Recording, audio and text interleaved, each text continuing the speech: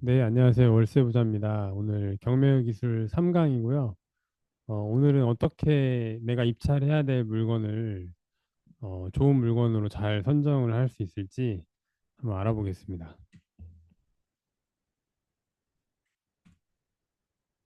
일단 그 물건을, 좋은 물건을 선정을 하는 것도 중요한데, 일단 좋은 물건을, 그러니까 기회를 우리가 잡으려면 꾸준히 해야 되고요. 왜냐하면 좋은 물건이 언제 나올지를 모르기 때문에 일단 일주일에 최소한 한 번 정도는 우리가 경매 물건을 같은 지역이라도 추가되는 물건이 있는지 신건이 있는지를 계속해서 추정을 해야 되고요. 보통 지방마다 차이는 있는데 대부분 그 매주 월요일 또는 화요일에 해당 그 법원에서 종합을 해가지고 이제 신건 같은 경우는 업데이트를 하거든요. 그래서 저 같은 경우에는 보통 화요일 날 날짜를 정해서 이제 같은 지역이라도 추가된 물건이 있는지를 좀 살펴보는 편이고요. 그 다음에 이제 내가 아무리 좋은 물건이라도 내 금액, 내가 가지고 있는 자금에 좀 맞지 않으면 안 되겠죠. 그래서 명확하게 그 내가 실제로 투자할 수 있는 금액이 얼마인지를 좀 따져보신 다음에 그렇게 해서 물건을 좀 간추려서 보시는 것도 좋은 방법입니다. 그래서 일단 입찰할 물건을 선정을 할 때에는 우리가 경매라고 해서 싼 물건이라고 해서 막 선정을 해서 입찰하면 안 되고요. 우리가 일반 부동산에 가서 매수를 하는 것과 똑같이 좋은 물건에만 입찰을 해야 됩니다. 그러니까 물건이 별로면 아무리 입찰가가 낮더라도 입찰을 하지 않는 게 나중에 낙찰받고 나서라도 속 썩이지 않고 마음 편하게 투자를 오랫동안 지속할 수 있는 방법이고요. 그리고 처음부터 욕심을 내면 안 됩니다. 여러분들은 이제 막 경매 투자를 시작하는 사람들이기 때문에 일단은 작게 목표를 세우세요. 뭐 10채가 됐든 뭐 10채가 너무 많다 그러면은 뭐 단 2채가 됐든 3채가 됐든 좋으니까 작더라도 알찬 물건으로 조금씩 조금씩 작은 수익을 맛봐가면서 내 실력을 쌓아가면서 조금씩 조금씩 그 크기를 늘려가는 게 되게 중요합니다. 근데 보통 1단계는 이제 물건의 종류인데 이건 입찰물을 선정할 때 처음부터 내가 뭐 비싸고 좋은 물건 아파트 같은 거를 낙찰받아서 뭐 시세 차익을 크게 남기겠다 이렇게 접근을 하는 것보다 그냥 이제 뭐 빌라라든지 소형 아파트 이런 것들을 낙찰을 받아서 월세를 내놓는다든지 해서 임대 수익을 꾸준하게 현금으로 만들겠다. 뭐 이런 게 조금 더 현실적인 방법이지 않을까. 개인적으로는 그렇게 생각을 하고 보통 그렇게 추천을 드리는 편이고, 두 번째는 이제 내가 어느 정도 실력이 좀 쌓이면, 뭐 상가라든지 다가구 주택이라든지, 그런 이제 안정적인 현금 흐름을 만들 수 있는 임대 수익형 부동산들이 또 있거든요. 그래서 이건 나중에 이제 실력이 좀 쌓였을 때, 이렇게 할 수도 있고, 이렇게 이제 실력이 내가 어느 정도 쌓였다. 그러면 이제 좀 마지막에 이제 아파트라든지 그런 좀 자본력이 많이 투입되고 그다음에 한번 매매가 이루어졌을 때 시세 차익을 크게 수익을 남길 수 있는 이런 순서로 좀 접근을 하시면 좋지 않을까 생각이 듭니다. 이건 물건의 종류에 따른 이제 제 개인적인 생각이었고요. 그다음에 지역으로 나뉘게 되면 이제 지방에 할 것이냐 아니면 이제 서울이나 수도권에 입찰을 할 것이냐 이제 여러 가지 고민들이 많으실 텐데 뭐 지방이라고 해서 무조건 뭐 안 된다.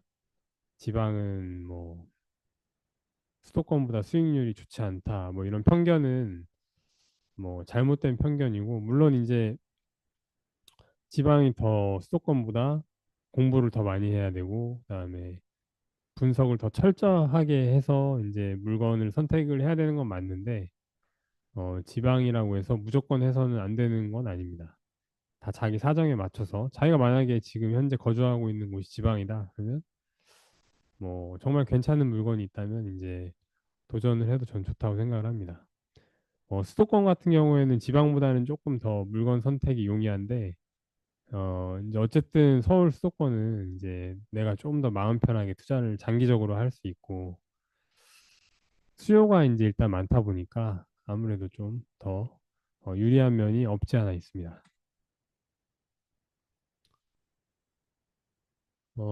오늘은 한번 저기 물건 선정을 하는 데 있어서 이제 10가지 제가 세운 원칙을 여러분께 공유를 해드리려고 하는데요. 일단 첫 번째 이건 저만의 원칙이니까 여러분들은 참고만 하세요. 제가 그 투자의 원칙이라는 건 각자 이제 투자를 지속하면서 경험이 쌓이면서 자신만의 노하우를 정립을 해놓은 거지.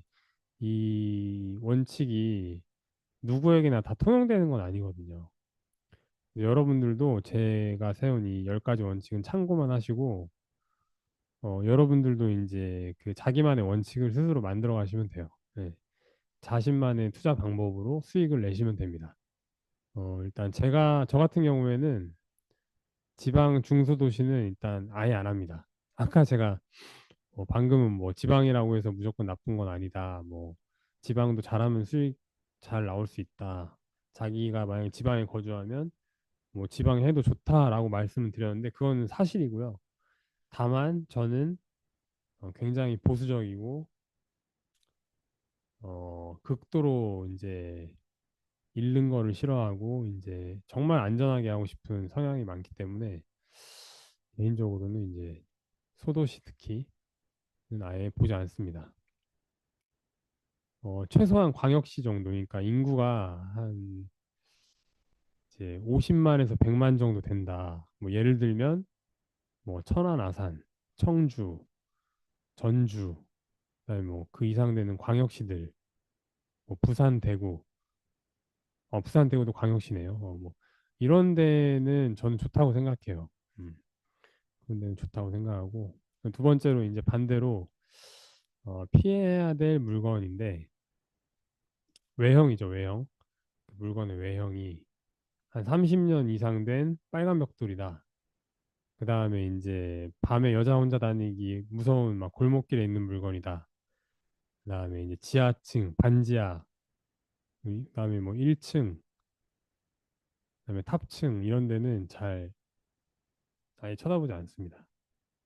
그 동네 자체가 경사가 심해서 걸어 다니기 너무 힘들고 여름철에는 막 땀이 비올 듯이 날 것만 같은 그런 동네다.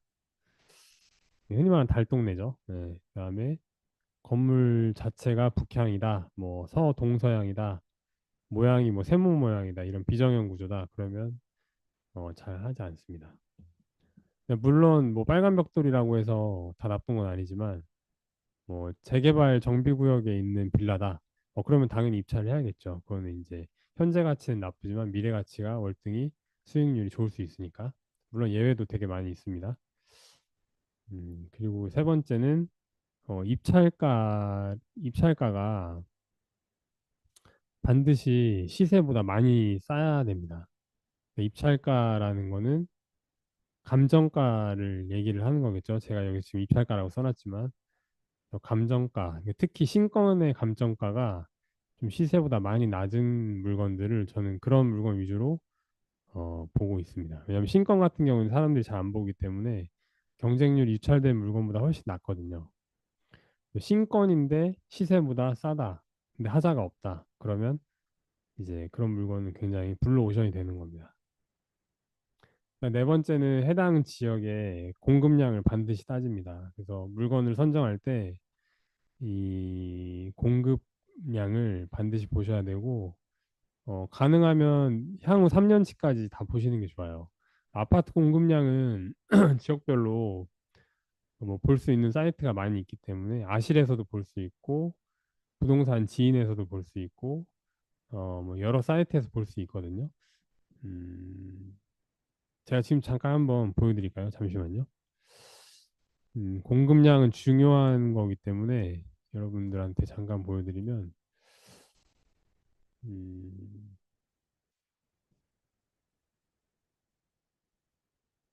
제가 이제 자주 이제 부동산 데이터를 확인할 때 쓰는 부동산 지인이라는 사이트고요. 여러분도 즐겨찾기 해주시면 많이 도움 되실 거예요. 보시면은 이제 수요 입주가 있고, 어, 여러 가지 지금 막 데이터들이 되게 많이 있거든요. 되게 여러 가지 데이터들이 많이 있고, 한번 봐보겠습니다.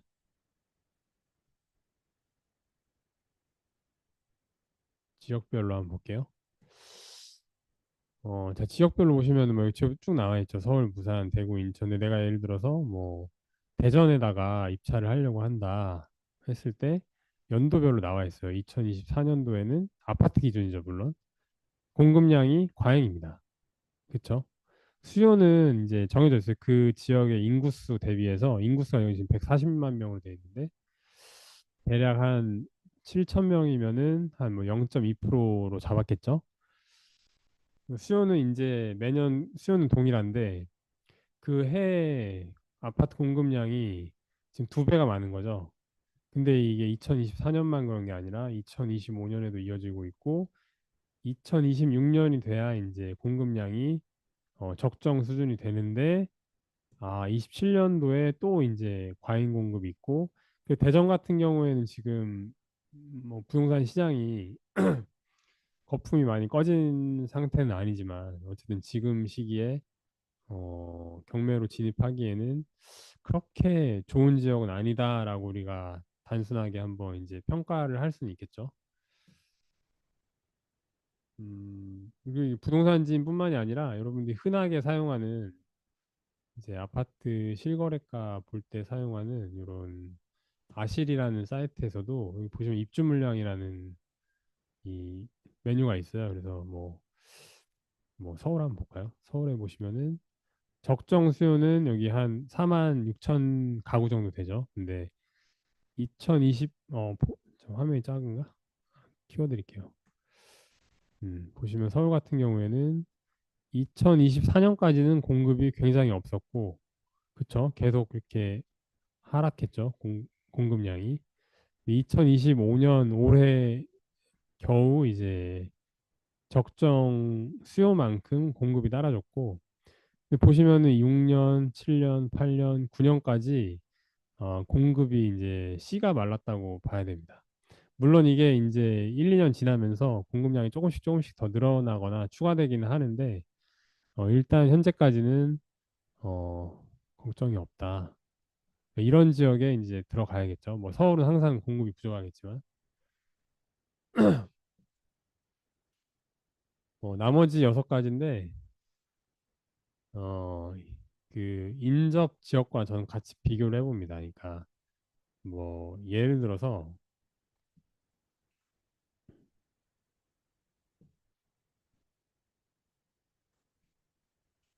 대전을 본다. 그러면 대전 인근에 어떤 지역이 있죠? 뭐 세종도 있을 것이고 청주도 있을 것이고 인접 지역이 지금 현재 상태가 어떤지를 같이 봐야 됩니다. 그 다음에 뭐 전라북도를 한번 볼까요? 뭐 전주, 전북에선 전주가 제일 크니까 뭐 전주에 있는 물건을 한번 보고 있다. 그러면 인근 도시들이 또 뭐가 있죠? 뭐 익산도 있고 그다음에 군산도 있고 이런 이제 인접 지역의 물건도 같이 봐야 됩니다. 경상도도 마찬가지죠. 뭐 부산에 있는 물건을 본다고 했을 때 부산의 뭐 공급량만 봐야 될까요? 아니죠. 대구도 봐야 될 거고 뭐 울산도 봐야 될 거고 또 뭐 작게는 뭐 구미라든지 뭐 진해, 창원, 포항 뭐 이렇게 종합적으로 봐야겠죠. 경상도의 이제 부동산 시장이 뭐, 뭐 지방마다 디커플링 되는 지역이 있겠지만 그 전체적인 흐름은 다 비슷하게 흘러갈 테니까 같은 이제 행정구역 도 행정구역 안에 있는 지방끼리는 어느 정도의 물량을 서로 주고받는 그런 효과가 있습니다. 그래서 물량을 주고받는다. 그렇기 때문에 어떤 이제 지방 도시를 볼 때는 그 인접한 지역을 같이 봐야 됩니다. 뭐 전라남도도 마찬가지죠. 목포를 볼 때는 남학 신도시가 있는 무안도 같이 봐야 될 것이고, 그다음에 뭐 여수, 광양, 뭐 순천, 뭐 이런 지역들 묶여 인접 지역들을 같이 봐야겠죠. 서로 물량을 주고 받으니까 이런 식으로 이해를 하시면 될 것 같고, 음, 그다음에 저 같은 경우에는 이제 재개발 물건에 관심이 많아서 이 재개발 가능성이 있는 지역에 이제 수도권을 얘기를 하는 거고요. 수도권에 재개발 가능성이 있는 지역에 빌라들을 좀 집중적으로 관심을 가지고 이제 하는 편이고요. 왜냐하면 빌라 같은 경우에는 접근성도 되게 좋은데, 그러니까 접근성이라면은 가격도 되게 보통 크게 부담되지 않는 가격이고, 그다음에 물건을 처리하는 것도 어렵지 않거든요. 월세를 내놓는다든지, 뭐 전세를 내놔서 빨리 처리를 하면 되니까, 투자금을 회수를 하면 되니까. 근데 그렇게 해서 장기적으로 보유를 했을 때 어떤 재개발 호재가 생기면 굉장히 이제 시세 차익도 노릴 수 있는 좋은 이제 투자 대상이기 때문에 제가 좀 추천드리는 물건은 이제 수도권 지역에 있는 재개발 가능성이 있는 빌라를 주로 추천을 많이 드리는 편입니다. 그리고 이제 과거에 가격이 그 부동산 가격이 굉장히 급등을 했다가 지금 현재 시점에 굉장히 큰 폭으로 하락을 해서 저평가되어 있는 지역을 위주로 많이 봅니다. 아까 제가 보여드렸던 사이트 중에 이제 부동산 지인이라는 사이트도 있고 아실도 있고 여러 가지 있는데 그런 부동산 사이트에 들어가시면 그 해당 지역의 평균적인 그 시세 그래프를 시계열을 쭉 볼 수가 있어요. 그러면 몇 년 전에는 이제 평당가가 얼마였는데 현재는 평당가가 얼마로 떨어졌다. 마이너스 몇 프로다. 그랬을 때 저는 그 시기에 이제 그 지역을 주로 관심 있게 많이 보는 편입니다. 그리고 이제 매각가율 같은 경우에는 그 대법원 경매정보 사이트에 들어가시면 지역별로 매각가율이 어떻게 되는지 나옵니다. 근데 매각가율이라는 거는 말 그대로 낙찰가율을 말씀을 드리는 거고요. 낙찰가율은 말 그대로 100만 원짜리 물건이 어, 뭐 70만 원에 낙찰이 되면 평균적으로 70%가 되겠죠. 이렇게 감정가 대비해서 낮게 낙찰이 된다는 얘기는 그만큼 경매 물건이 넘쳐 흐른다는 얘기고 입찰하는 사람이 없다라는 얘기고 그만큼 경쟁률이 이제 낮아진다는 얘기이기 때문에 매각가율이 많이 떨어진 지역에 제가 앞에서 말씀드린 조건들이 다 충족이 되면 그 지역도 유심히 볼 필요가 있습니다. 밑에는 동일한 내용인데 매각 건수가 증가하는 지역, 어, 이런 데도 마찬가지로 이제 경매 물건이 쏟아지고 있는 지역이다라고 생각을 하면 쉽겠죠. 마지막은 경매와는 상관이 없는 건데 제가 적어놨어요. 뭐냐면 우리가 이제 경매에만 너무 몰입을 하다 보면 실수하는 거 한 가지가 금매를 놓칠 수가 있습니다. 금매. 금매는 이제 일반 물건 중에 그 매도자의 개인 사정 때문에 시세보다 굉장하게 저렴하게 나온 이제 물건을 금매라고 보통 하잖아요. 근데 우리가 너무 이 경매에만 집중을 하다 보면 간혹 이제 오히려 경매 그 입찰가보다 더 싼 매물들이 간혹 가다가 이제 나오는 경우가 종종 있는데, 음, 우리가 이제 그 물건을 선정을 해서 물건 분석을 할 때, 최근 실거래가, 그러니까 현재 시세가 어떻게 되는지도 확인을 하잖아요. 그때, 반드시 네이버 부동산이라든지 그런 이제 부동산 사이트에서 금매 기준으로 가장 저렴한 물건이 얼마인지도 확인을 하셔야 돼요. 그래야 내가 이제 이 금매를 놓치지 않고 그런 실수를 하고 이 경매에서 낙찰받는 더 비싸게 오히려 낙찰받는 그런 이제 만에 하나 있을 수 있는 실수를 피할 수 있기 때문에 항상 동시에 같이 모셔야 됩니다. 내가 관심 있는 지역이라면.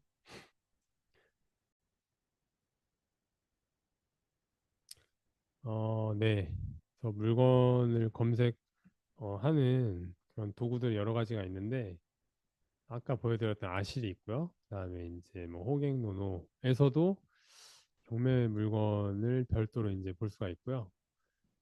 경매마당이라는 사이트도 있습니다. 그리고 이제 참고할 만한 사이트가 디스코 국토교통부 사이트. 음, 여러분들은 처음에 시작하실 때 조금 선택과 집중을 하실 필요가 있어요. 내가 명확하게 어떤 물건 위주로 좀 집중을 해서 어떠한 전략을 가지고 수익을 낼 것인지를 처음에 아예 시작할 때부터 좀 목표를 명확하게 세우셔가지고 하시는 게 좋습니다. 요 부분은 여러분이 좀 이해하시기 어려울 수도 있는데 대법원 경매정보 사이트에 가시면 이제 여러 가지 통계들이 있거든요. 매각가율이라든지 매각률, 그다음에 매각 건수가 어떻게 되는지 이런 여러 가지 자료들이 지역별로 이제 나와 있는데 이런 데이터들을 보고 그 해당 지역 부동산의 시장 상황이 어떤지도 대충 짐작을 할 수가 있어요. 그리고 미래도 어느 정도 볼 수가 있습니다. 예를 들어서 매각가율이 그러니까 낙찰가율 말씀드렸죠. 일반 매매 시세보다 이건 평균이에요. 평균적으로 6개월에서 1년 정도 좀 앞서갑니다. 그래서 향후에 그 해당 지역 부동산 시장이 앞으로 어떻게 될 것인지, 그러니까 이 매각가율이 점점 점진적으로 상승한다. 그러면 이제 그 해당 지역 부동산 시장이 이제 앞으로 좀 올라갈 가능성이 많겠죠. 아무래도 투자자들이 좀 더 빠르다 보니까. 그리고 매각률이 높을수록 당연히 경쟁률이 높으니까 매각가율도 올라가겠죠. 이건 너무나 당연한 얘기인 거고. 매각 건수가 많을수록 매각률이 낮아지겠죠. 반비례로. 물건은 차고 넘치는데 입찰한 사람은 뭐 정해져 있으니까 당연히 떨어질 것이고 반대로 이 매각률 수요는 많을 때 매각 건수가 적으면 이제 반대 현상이 일어날 거고. 음. 제가 여러분들께 이제 간단하게 물건 선정을 하는 방법에 대해서 이제 여러 가지 설명을 드렸는데 또 좋은 것들이 있어요. 뭐냐면 제가 추천드리는 방법 중에 하나가 그 허그 사이트에 들어가면 임차권 인수 조건 변경부라고 해서 그 대항력을 포기하고 임차인들이 임차인이 아니라 지금 허그가 그 임차 보증금 전액을 다 포기하고 이제 낙찰가가 낮더라도 그냥 그 물건을 그냥 처리하겠다라고 하는 물건들이 있어요. 그러니까 예를 들어서 보증금이 1억인데 해당 물건의 감정가가 1억인 경우가 있어요. 그런 물건은 이제 유찰이 되겠죠, 당연히. 유찰돼서 뭐 7천만 원에 낙찰 받았는데 인수해야 될 권리하면 3천만 원이 남잖아요. 그런 물건들은 사람들이 입찰을 안 해요. 입찰을 계속 안 하다 보면 이제 6개월이고 1년이고 1년이 넘도록 이제 물건이 처리가 안 돼서 계속 유찰되는 경우가 많고 그렇게 되면 이제 허구에서도 이 보증보험을 이제 들어줬을 텐데 그 보증보험 가입자한테 임차인한테는 먼저 돈을 지급을 해주거든요, 보증금을. 그랬는데 자기가 이제 채권 회수를 못 하니까 그냥 그 차액에 대해서 그 대항력을 포기를 하고 그냥 이제 낙찰가에 주겠다라고 하는 물건들이 있습니다.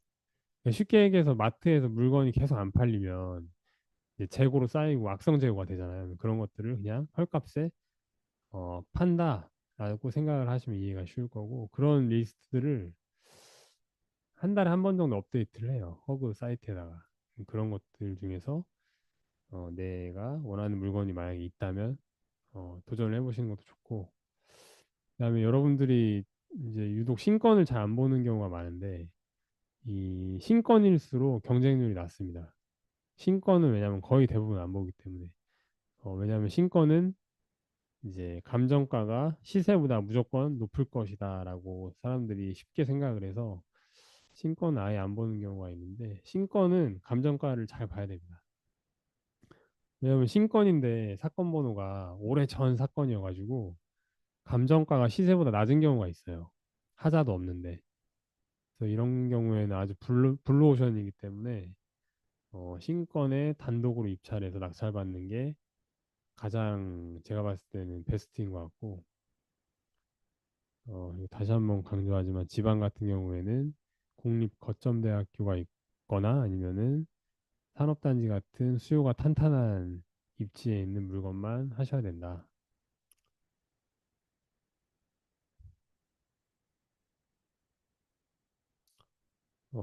그래서 이 하루에 10분이라도 매일매일 물건을 검색하는 습관을 들이시면 좋고, 네, 물건은 권리가 복잡하지 않고, 채권자가 딱 깔끔하게 뭐 압류, 가압류, 저당, 근저당권자 한 명이 딱 있는 그런 물건들을 위주로 보시면 좋을 것 같습니다. 네, 오늘은 간단하게 어떻게 물건을 우리가 골라서 입찰을 해야 되는지 물건 선정 방법에 대해서 한번 알아봤고요. 다음 시간에는 더 알찬 내용으로 여러분께 찾아뵙도록 하겠습니다. 네, 오늘도 얘기 들어주셔서 감사합니다. 다음에 뵙겠습니다.